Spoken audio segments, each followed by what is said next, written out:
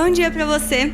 Que bom que você está aqui. Estamos muito felizes que você decidiu vir aqui hoje. Seja muito bem-vindo e muito bem-vinda à comunidade. Para aqueles que querem dizimar ou fazer as ofertas, a chave do Pix vai estar passando aqui em cima e para quem está em casa vai estar aparecendo aí na sua tela. Para começar, eu queria que todos vocês pegassem os celulares e vissem que oração. Pode ser?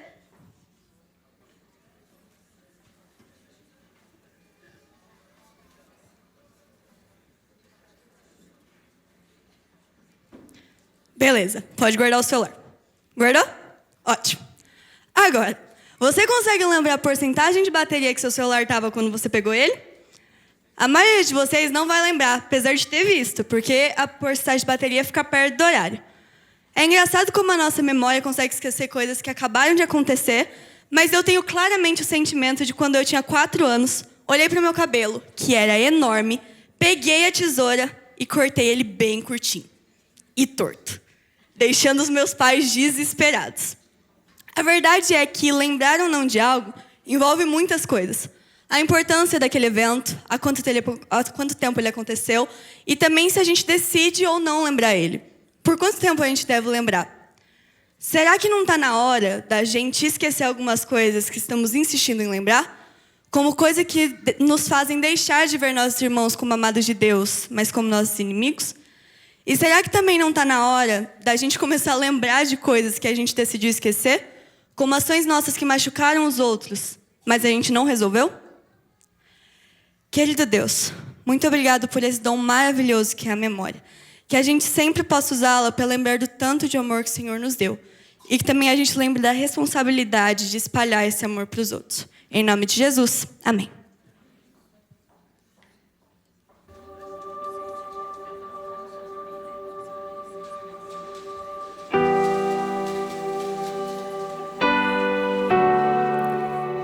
Na carta de Paulo aos Filipenses, Paulo diz que o nome de Cristo foi elevado e exaltado soberanamente sobre todo nome, a fim de que toda criatura, todo aquele que se colocar diante dele, reconheça com seus próprios lábios que o Jesus Cristo tem um nome poderoso, que tem um nome sobre todo nome.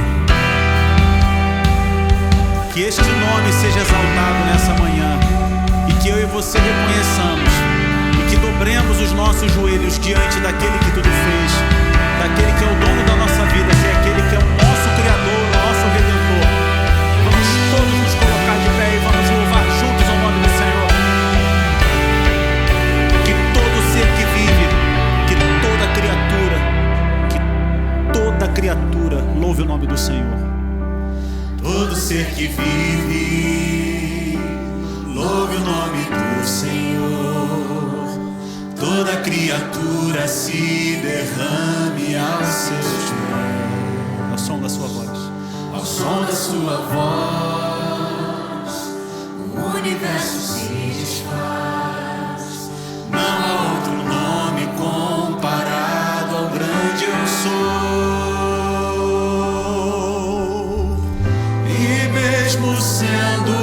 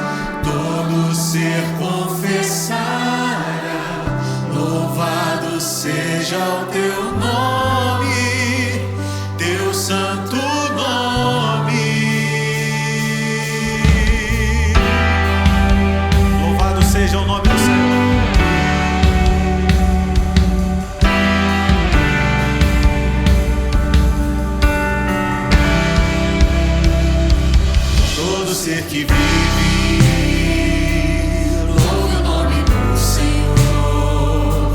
Toda criatura se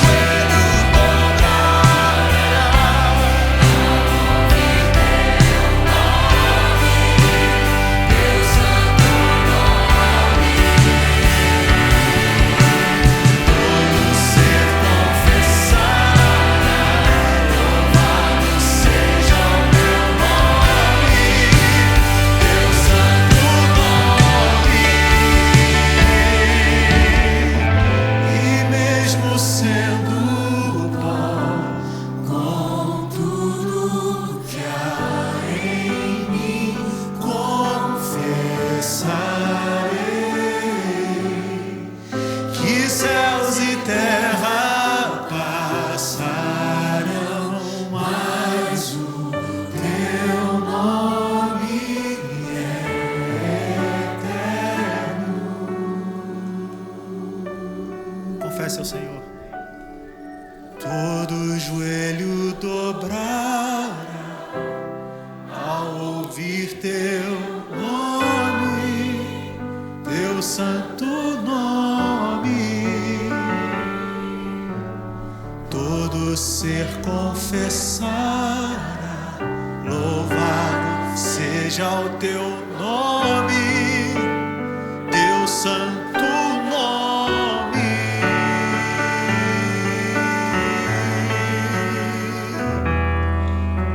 Louvado seja o nome do Senhor.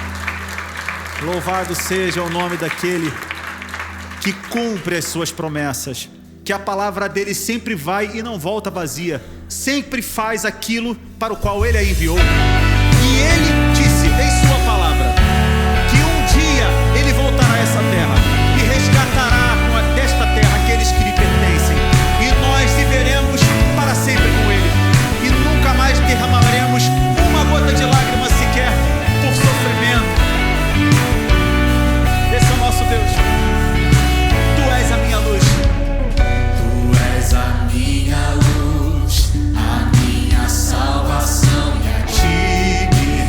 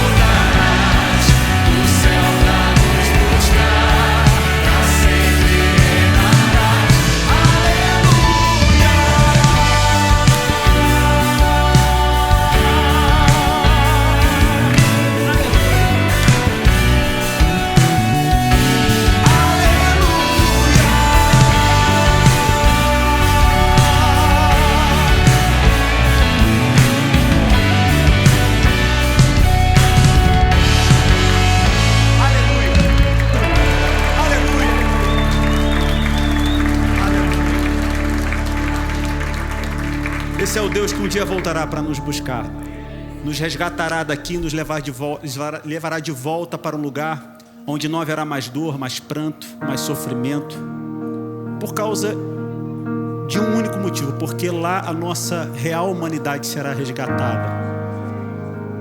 Porque todos nós seremos colocados numa mesa onde não existe diferença entre nós, porque todos nós seremos de fato reconhecidos e chamados filhos de Deus eternamente.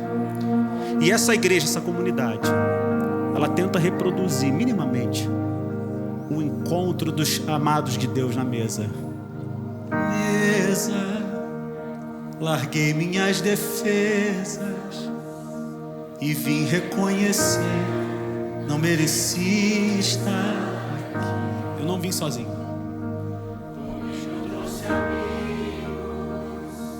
Felizes ou feridos, gente que escutou esse chamado e aceitou. E é tão bom saber que há lugar aqui.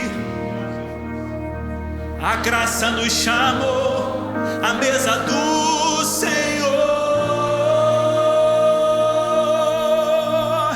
Há lugar na casa,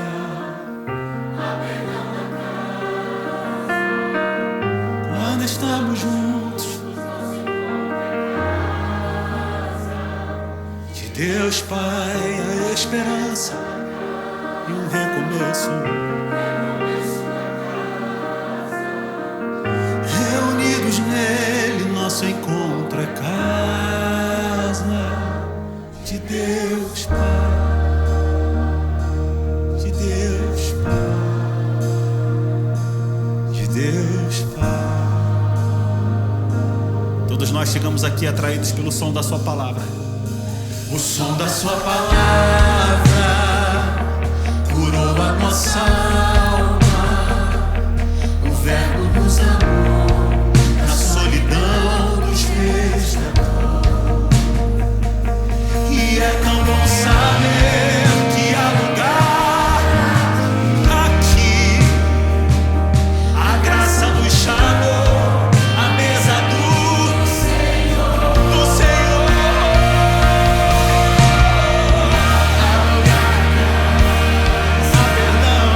Há perdão na casa. Quando estamos juntos, nosso encontro é casa de Deus Pai, a esperança na casa, recomeço na casa, reunidos nele, nosso encontro é casa de Deus Pai, há lugar na casa, pra você. Estamos juntos, nosso encontro é casa de Deus Pai, a esperança na casa, recomeço na casa, reunidos nele, nosso encontro é casa de Deus Pai, de Deus Pai,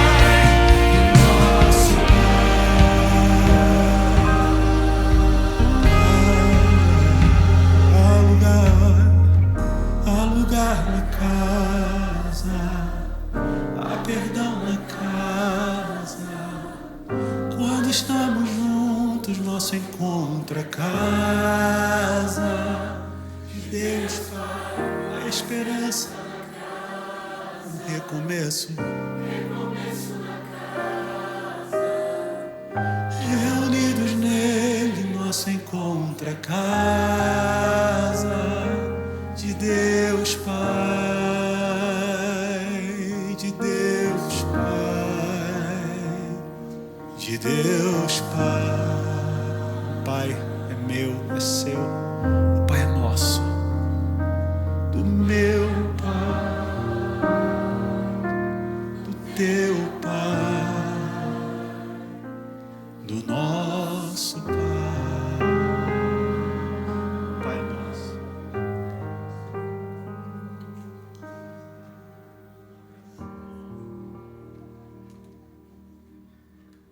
Eterno nosso Pai, nosso Rei, obrigado por sempre deixar um lugar à mesa para cada um de nós. Obrigado porque há um lugar para cada um de nós na tua mesa. E agora que a gente vai partir o pão, a tua palavra, que possamos lembrar que nessa mesa existe amor, que nessa mesa existe perdão, que nessa mesa existe graça e salvação. Te pedimos isso e te agradecemos por essa mesa em nome de Cristo Jesus. Amém, Senhor.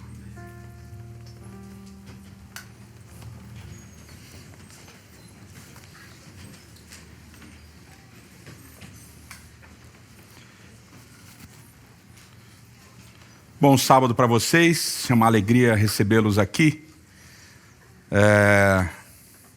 Gente de muitos lugares, sempre bom, tem sempre espaço para vocês aqui. A gente está na série O Fim da Memória, baseada livremente no livro do Miroslav Volf, chamado O Fim da Memória. Às vezes as pessoas têm dificuldade de entender que é homônimo, né? Então eu já falo, é o mesmo livro, é o mesmo nome, O Fim da Memória, tá bom? E nesse livro, O Fim da Memória, ele fala bastante sobre a experiência dele com perdão que ele teve que oferecer para aquele que fez mal a ele, que o torturou durante o momento em que ele esteve preso na guerra da Iugoslávia. Então é um livro muito interessante. E a gente tem visto ao longo dessa série sobre como entender melhor as nossas memórias, principalmente as memórias daquilo que fizeram de mal contra nós, as injustiças que praticaram contra nós, como a gente lidar com essas memórias. A gente viu no primeiro sábado que é importante a gente lembrar, a gente viu no segundo sábado como a gente deve lembrar, e a gente viu na terceira parte, semana passada, como a Páscoa e a cruz são os paradigmas para essa lembrança, né? E hoje a gente vai entender um tema um pouquinho mais espinhoso, que é quanto tempo lembrar, ou até melhor, será que é possível esquecer aquilo que fizeram? Será que é possível a gente perdoar e esquecer aquilo que fizeram? Isso tem muito a ver com o que a gente está tratando desde alguns meses atrás, que é entender a ordem de Cristo de que nós precisamos amar uns aos outros e amar os nossos inimigos, né? Então tem toda essa dinâmica. Mais uma vez eu cito Paul Ricoeur, e me mandaram um áudio dizendo como pronunciar. Eu ouvi ele atrás, mas não sei se falei direito, então, enfim, tanto faz. Paul Ricoeur, no livro Memória, História e Esquecimento, ele fala que ele usa um termo que é muito interessante, que é o termo horizonte da memória, né? Uma expressão, né? O horizonte da memória. Fala que o horizonte da memória é o esquecimento feliz. É o momento em que a sua memória é apaziguada com aquilo que você viveu e você consegue feliz, ou seja, satisfeitamente, de maneira satisfatória, esquecer, porque para você aquilo não importa mais, né? Então ele diz que esse é o horizonte da memória, porque esse é o caminho que a memória deveria nos levar, né? Mas como é que a gente percorre esse caminho, né? Como é que é possível percorrer esse caminho? Como eu já disse, aquele que apanha, lembra. Tem que sempre lembrar bem dessa. Aquele que apanha, lembra. Aquele que bate, esquece. Né? Esse é um dito popular que é muito verdadeiro. Mas aqueles que sofrem, aqueles que são injustiçados, aqueles que apanham, eles têm a tendência de mergulhar nessas cicatrizes, nesses traumas. E geralmente esse mergulho ele leva a um estado depressivo, um estado de problemas de saúde mental. E portanto façam terapia, né? Vocês que passaram, nós que passamos por esses traumas. E a gente tende como a gente falou, ficar refém dessas cicatrizes, refém desses traumas, refém das pessoas ou das circunstâncias que nos causaram dor e nos trouxeram sofrimento. E a gente mencionou há 15 dias atrás, a música do Emicida, sobre como é importante a gente entender que nós somos mais do que as nossas cicatrizes, né? Nós somos maiores que as nossas cicatrizes. Esse é um aspecto da memória. Viver lembrando o que de mal, o que de ruim, o que de violento aconteceu conosco, o que de injusto aconteceu conosco. Mas há a dimensão daquele também que bate, né? Daquele que causa violência, que causa dor, que é injusto. E aí você tem dois caminhos daquele que causa a injustiça, que causa a dor, que causa a violência, que é o primeiro, o tradicional, porque a sua mente tende a desculpar você de tudo. Então, quando você é o agente da violência, o agente da opressão, o agente da dor causada a outra pessoa, você rapidamente esquece ou justifica e passa por cima, e não há tempo nem que você mature a sua memória, porque você segue em frente. Não há nem tempo de talvez elaborar uma espécie de arrependimento ou de reconhecimento daquilo que você fez, porque você simplesmente vai em frente. Mas tem também um outro lado, que é o lado de quando você causa dor, o sofrimento, causa a injustiça, e você não consegue seguir em frente, porque você se sente muito culpado.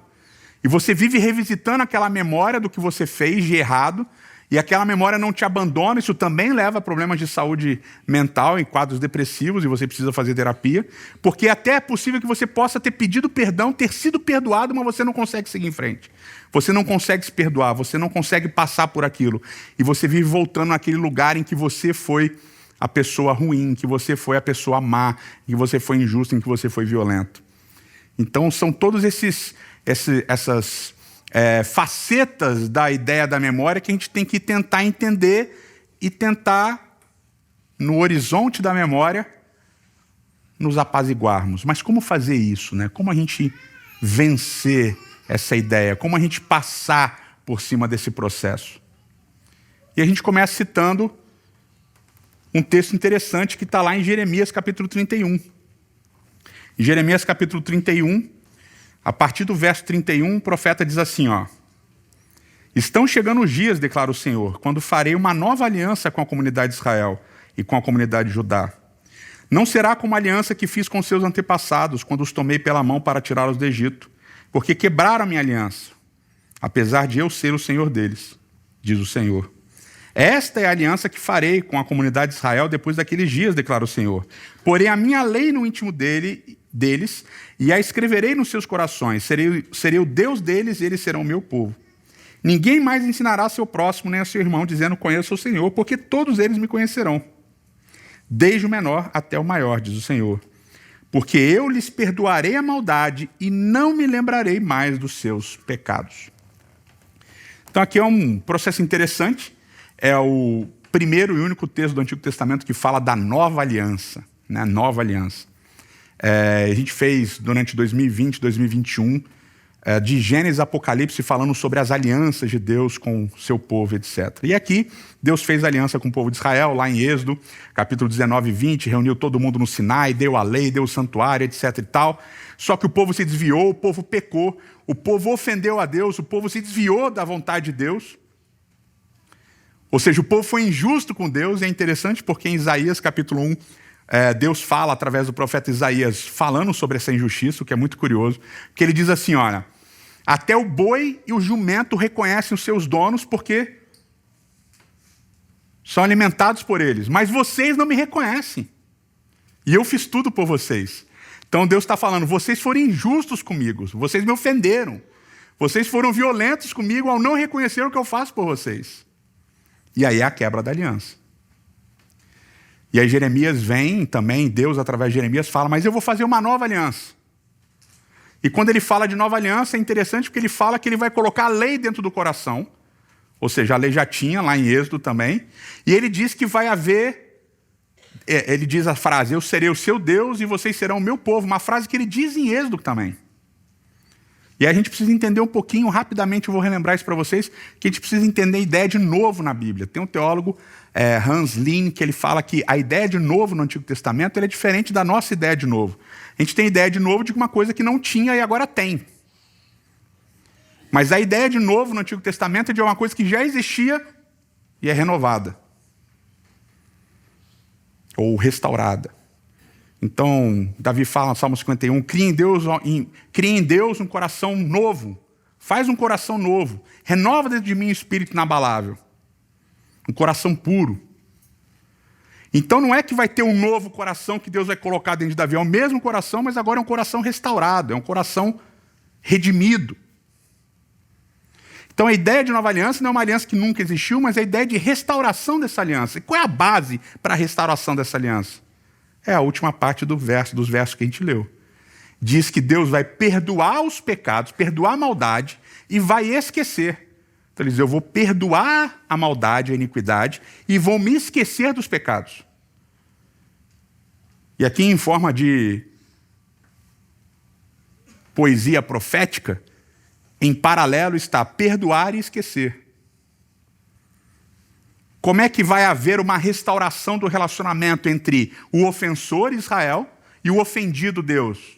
Como é que vai haver a restauração desse relacionamento? Deus diz, eu vou perdoar a ofensa, eu vou esquecer o pecado.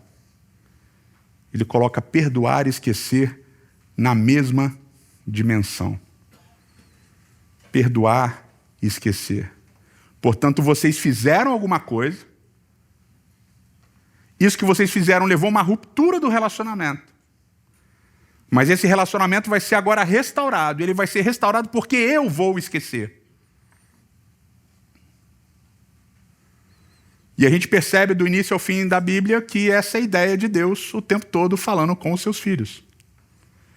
Por exemplo, quando Deus manda Jonas pregar em Nínive, e no final das contas, Deus perdoa Nínive. E Deus esquece as ofensas de Nínive.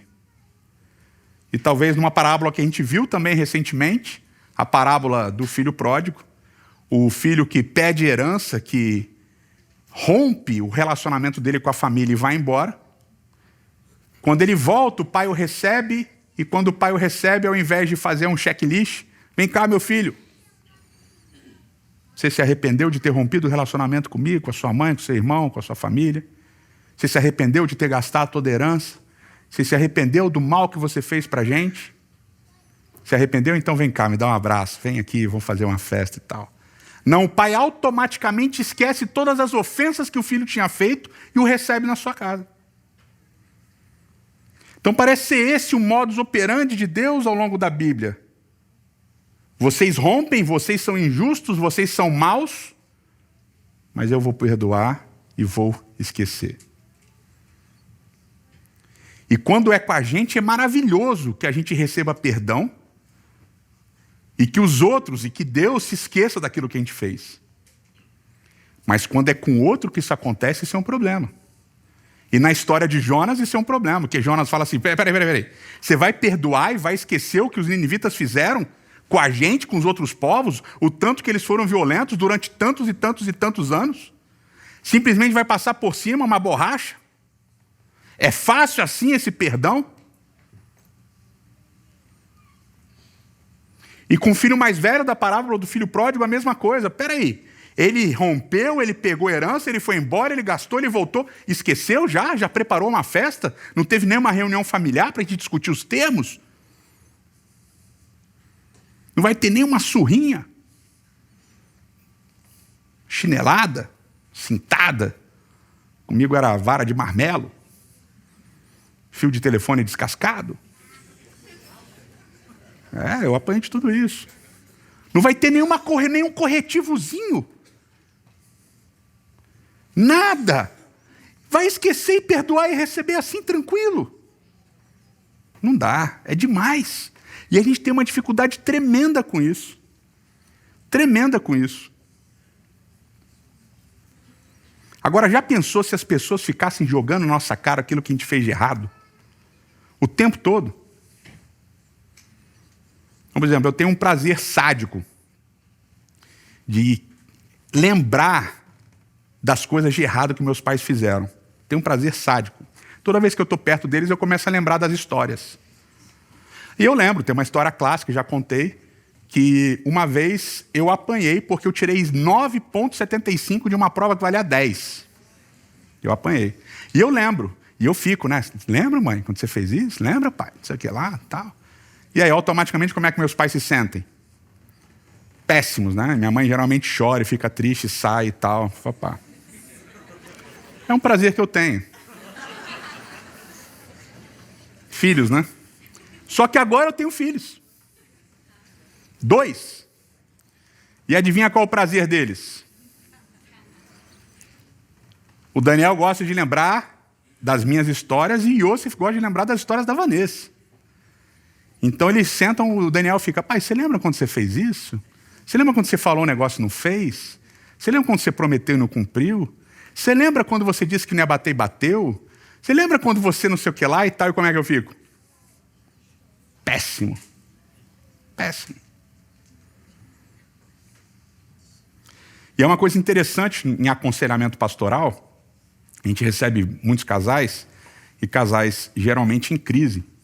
Ninguém pede aconselhamento quando as coisas estão boas, né? Aliás, o conselho é peça aconselhamento e faça terapia quando as coisas estão boas, né? Para você se preparar quando elas não estiverem tão boas. Mas enfim, isso é um outro detalhe. E aí os casais vêm e geralmente quando teve algum processo de traição tem uma tendência curiosa. Aquele que traiu carrega um sentimento de culpa tremendo, terrível. E aquele que foi traído gosta de constantemente usar a traição como uma adaga. Então, eu te perdoei, mas eu não esqueci. Pastor, eu perdoei ele, mas não esqueci. É o correlato daquela frase, eu sou crente, mas não sou trouxa. Sabe? Eu perdoei, mas não esqueci. E toda vez que acontece qualquer coisa no casamento, o que vem? A primeira coisa que vem? Mas você me traiu. E é ela falando para ele, ele falando para ela, sempre lembrando da traição. Como é que você se sentiria se o seu pecado, se aquilo que você fez de errado, de ruim, viesse sempre à tona em qualquer conversa? Em qualquer circunstância, em qualquer situação? Como é que seria? Você gostaria? Alguém de nós gostaria?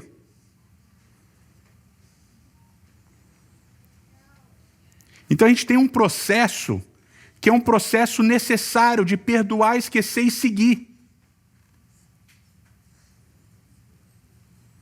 E o Kierkegaard, ele elabora isso, o filósofo dinamarquês Søren Kierkegaard, ele elabora isso de uma maneira muito interessante. Ele diz o seguinte, que o amor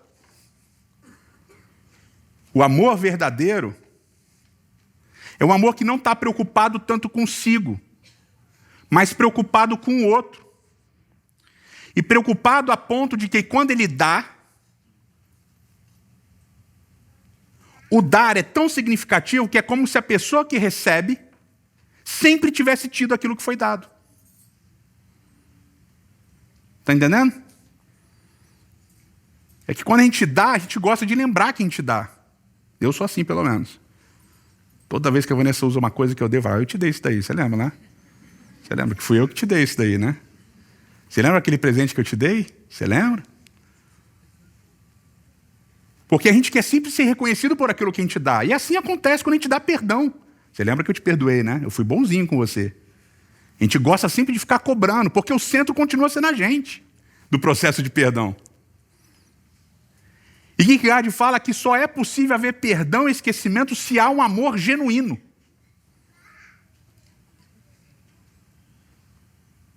E Kierkegaard usa como exemplo a cruz. Ele diz, nós como cristãos temos um imperativo de olharmos para a cruz e ouvirmos as palavras de Cristo, que diz, quem quer vir após mim, tome a sua cruz e siga-me. Portanto, como discípulo de Cristo, é necessário que eu assuma o caminho, o percurso de perdoar e esquecer. Agora, será que é possível para a gente realmente fazer isso? Será que é possível para a gente realmente perdoar, esquecer e seguir em frente? Bom, 4 ideias que podem ajudar a gente nesse processo. A primeira é, se aquele que te fez mal, se aquele que foi injusto com você, se aquele que te causou qualquer tipo de dano, se isso que foi feito a você é passível de justiça humana, busque a justiça humana. Busque a justiça humana. Agora você precisa lembrar que a justiça humana ela é falha, e pode ser que você não receba aquilo que você espera que você deveria receber da justiça humana. Ou reconhecimento de culpa, ou algum tipo de compensação. Pode ser que aconteça que a justiça humana não aquiete o seu coração, não apazigue a sua alma. Pode ser. Então, além de buscar a justiça humana, você precisa também buscar a justiça divina. E orar para Deus e expor diante de Deus aquilo que foi feito.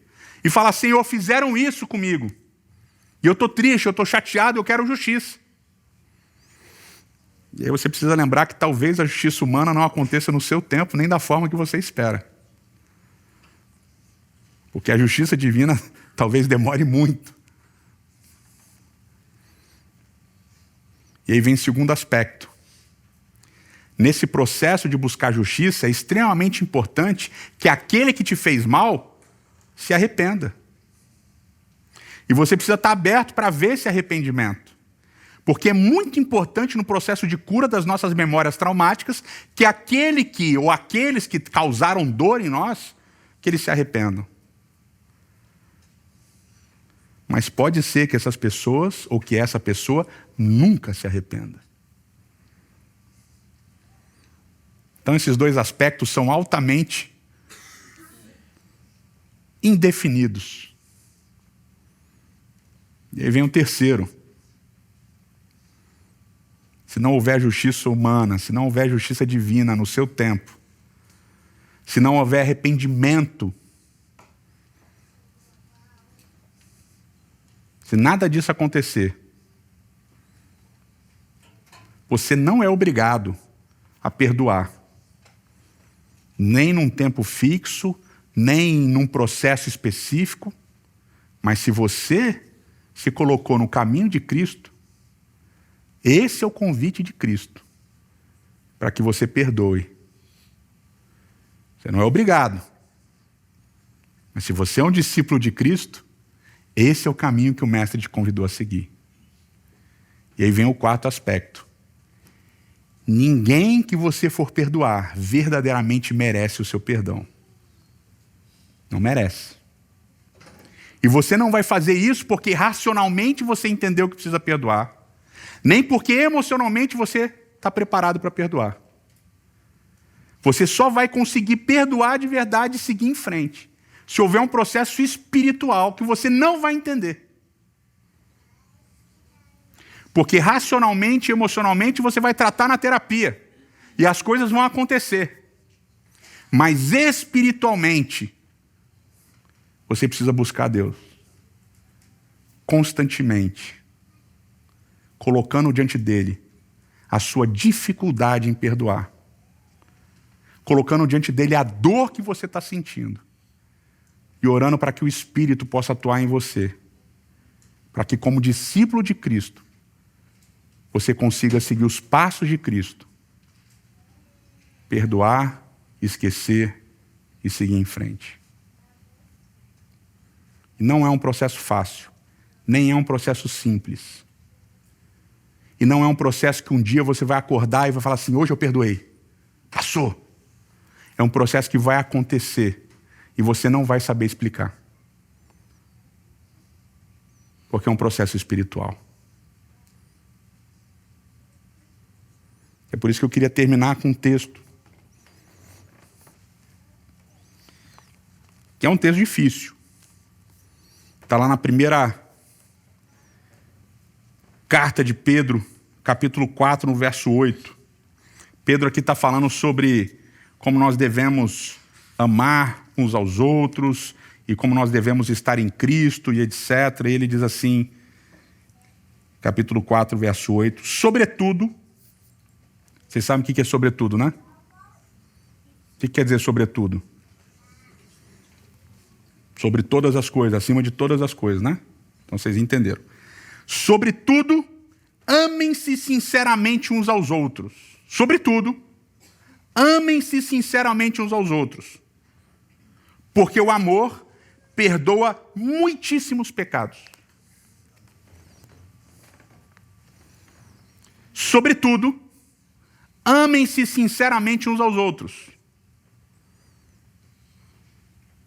Porque o amor cobre a multidão de pecados. O amor cobre a multidão de pecados. O amor de Deus, demonstrado em Cristo na cruz, cobriu a multidão dos nossos pecados, dos seus e dos meus pecados. Cobriu a multidão de ofensas que a gente cometeu contra Ele. Mas é interessante que aqui o texto não está dizendo assim, ame a Deus sobre todas as coisas. Sobretudo, ame a Deus, porque Ele vai cobrir a multidão dos seus pecados. É isso que está dizendo o texto? O texto está dizendo assim, amem-se sinceramente uns aos outros. Porque o amor cobre a multidão de pecados. Amem-se. Porque ao se amarem sinceramente, o amor vai cobrir a multidão de pecados. Que pecados? Os pecados que a gente cometeu uns contra os outros. Amem-se sinceramente, porque o amor cobre a multidão de pecados. E esse é o desafio. No horizonte da memória, para onde a gente olha e a gente não chegou. Percebam que o horizonte da memória a gente olha, mas a gente ainda não chegou. No horizonte da memória está a paz. Com aquilo que a gente experimentou, com aquilo que a gente viveu. Com a memória daquilo que a gente fez de ruim. E com a memória daquilo que nos causaram de ruim. Nesse horizonte que a gente olha, só vai haver paz se começar hoje uma caminhada com Cristo. De busca por esse amor sincero, uns pelos outros. Para haver, quem sabe, a possibilidade da gente perdoar e então esquecer. Eterno nosso Pai, eterno nosso Rei. Muitos de nós, Senhor, a gente vive preso, amarrado, por memória daquilo que fizeram contra nós. E são ressentimentos, são tristezas, são dores, são feridas que a gente não consegue superar. E a gente volta e meia,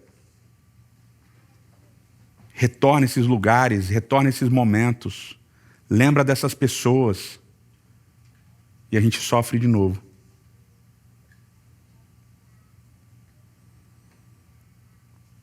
Senhor, se alguns de nós estamos assim, nos ajude hoje a pensarmos duas coisas. Primeiro, nos ajude a ter coragem de buscar ajuda humana mesmo, terapia. E, em segundo lugar, a te buscar com honestidade e sinceridade e colocar diante de ti o sofrimento que a gente está passando. Mas alguns de nós aqui, Senhor, foram responsáveis por sofrimentos causados a outros. Coisas que a gente fez, que talvez a gente tenha esquecido. Ou coisas que a gente fez e a gente não consegue esquecer. Por favor, nos ajude a buscar arrependimento genuíno e restauração dos relacionamentos. E sobre todas as coisas, Senhor, nos ajude a nos amarmos uns aos outros. Para que esse amor que não vai brotar do nosso coração do nada, não. Ele vai ser plantado pelo Teu Espírito. Vai ser cultivado com muita oração, vai ser cultivado com muito estudo da palavra, vai ser cultivado com muita prática da justiça. Para que esse amor ele possa brotar, crescer e frutificar. Para que esse amor sincero possa cobrir a multidão dos pecados que praticamos uns contra os outros, Senhor. Que esse amor possa libertar cada um de nós dessas algemas da culpa, da dor, do ressentimento, do sofrimento. Para que a gente possa voar na Tua graça. Para que a gente possa viver na Tua graça. Para que a gente possa sentar verdadeiramente uns com os outros na mesa e oferecer aquilo que temos recebido, que é o Teu amor. É o que nós te imploramos. Em nome daquele que tudo sofreu, por culpa nossa, por nossa causa, mas que cobriu todos os nossos pecados por amor. Jesus Cristo. Amém.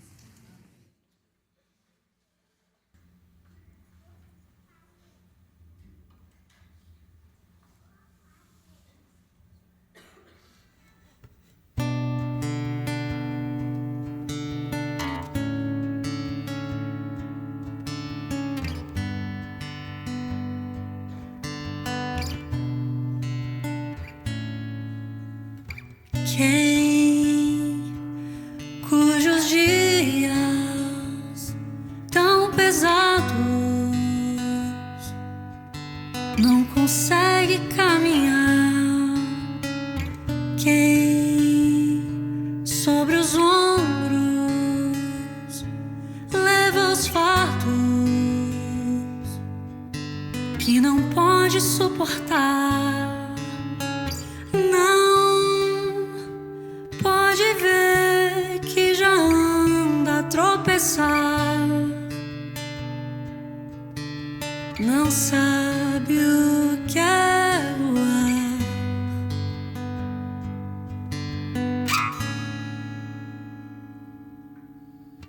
Quem sobre a noite se debruça é janela do sofrer. Quem traz na alma toda a culpa vê a vida entristecer, não pode ver quem convida a descansar, quem quer lhe carregar.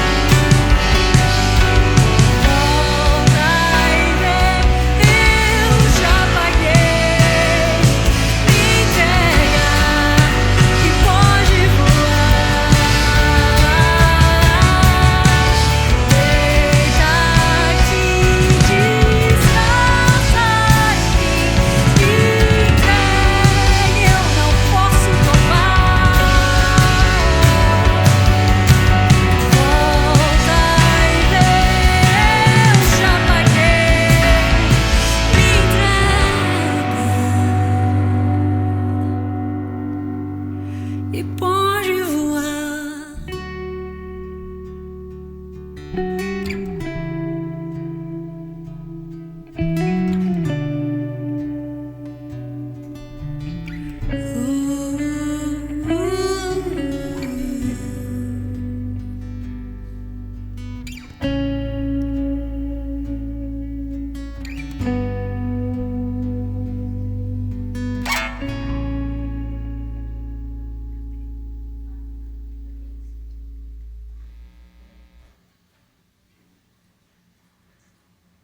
Que o Senhor te abençoe e te guarde, que o Senhor faça brilhar o seu rosto sobre ti e tenha misericórdia de ti.